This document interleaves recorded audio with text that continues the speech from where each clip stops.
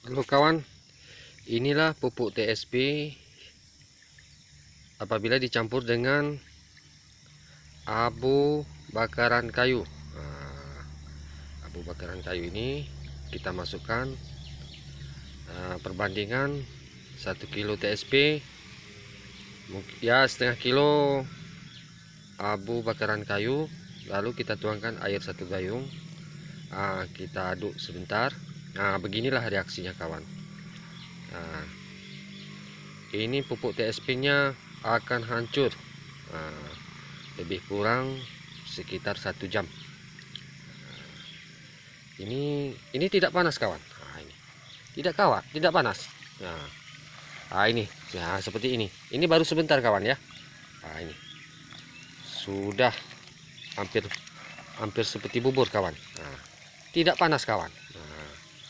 Ini bukan direbus kawan ya. Ini ditimba. Seperti mendidih dia. Tapi tidak panas kawan.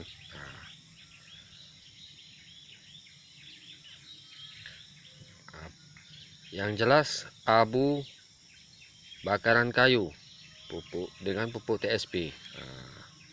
Kadang kawan bisa coba di rumah apabila ingin mengocor tanaman yang Anda tanam.